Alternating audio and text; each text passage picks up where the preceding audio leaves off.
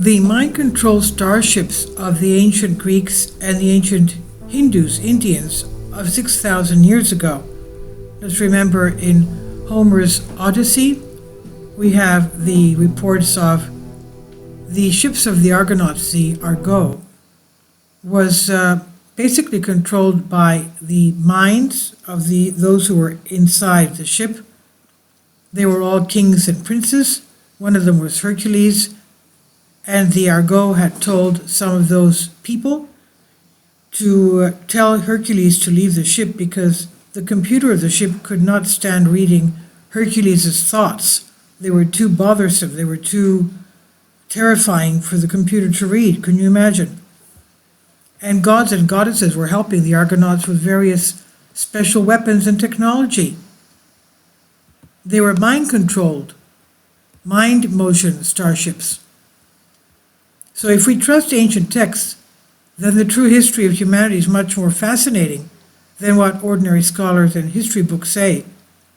Did you know that there are ancient texts dating back thousands of years that mention mind-controlled vehicles or technology such as levitation, anti-gravity, and even spaceships from other planets?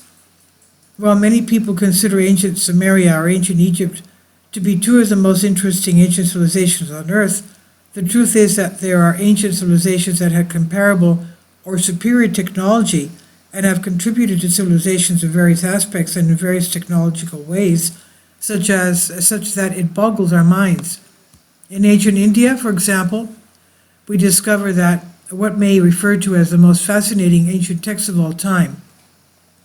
Ancient India has one of the most extensive histories in the world. One of their greatest ancient texts is called the Vedas and is among the greatest ancient writings on planet Earth.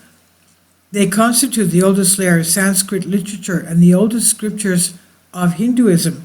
They speak of flying ships and flying craft that visited their continent over 6,000 years ago.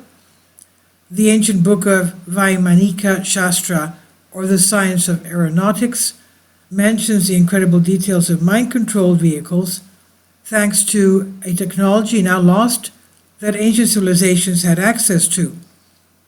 Many researchers consider the sacred book of Vaimanika Shastra as a guide for the construction of spaceships and even for interstellar travel. To understand what Vaimanika Shastra says, we follow a well-known Sanskrit scholar named Dr. V. Raghavan, who has written over 120 books and 1,200 articles and won the Academy Sahitya Award for Sanskrit in 1966. According to Dr. Raghavan, these fascinating ancient Indian texts speak of people living on other planets and extraterrestrial beings who visited thousands of years before our ancestors. Quote, 50 years of research into this ancient work convinces me that there are living organisms on other planets and that they were visiting Earth as early as 4000 BC, end quote. It also explains there's a sheer mass of fascinating information about flying machines, even fantastic science fiction weapons that can be found in translations of the Vedas, the Indian epics, and other ancient Sanskrit texts. Many other scholars and writers agree with Dr. Raghavan. There is an abundant evidence written in the Mahabharata and the Ramayana where we can find all kinds of technologies. It's true, says Dr. Krishna Murthy, professor of aeronautics in the Indian Institute of Science in Bangalore, that the ancient Indian Vedas and other texts referred to aeronautics, to spaceships, to flying machines, and to ancient astronauts. A study of Sanskrit texts convinces me that ancient India knew the secret of building flying machines and that these machines were designed by or like spaceships that came from other planets. It seems that no matter where we go and no matter where we look, all ancient civilizations report fascinating details that are misunderstood by established scholars. There are many ancient texts that point towards a forgotten history, but apparently this forgotten history is also found in ancient Greek literature. If Dr. Raghavan and Dr. Krishnamurti, or great people like them, had devoted a few years of study to texts such as Homer or Orpheus, we believe that they would have reached similar conclusions about the technological civilization of ancient Greece. In an excellent work by Leonidas Maniatis, we read, "The Phoenicians, proud of their origin, according to Homer, are agthei, as they are relatives of gods, sky gods that is. This gives their culture another status, a cultural status that for the ancients implied some metaphysical divine properties with which the ships they built were endowed, or some advanced technological and natural knowledge, as modern researchers of the Odyssey argue."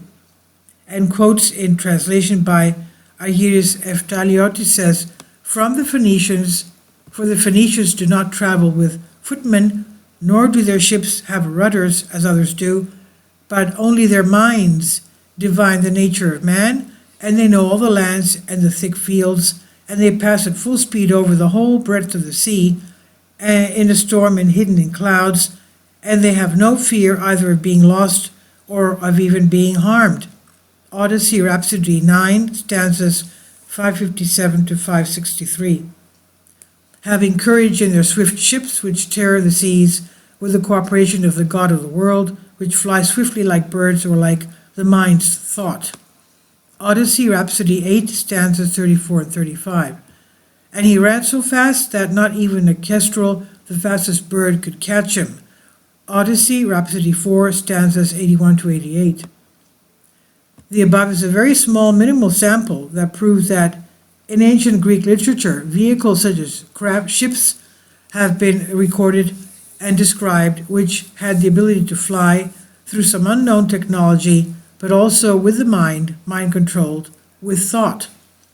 We also find similar behaviors in the astronaut's ship, the Argo, during the Argonautic expedition, where if we trust the astronomical information of the text, we will arrive at dates that may reach 16,000 years ago.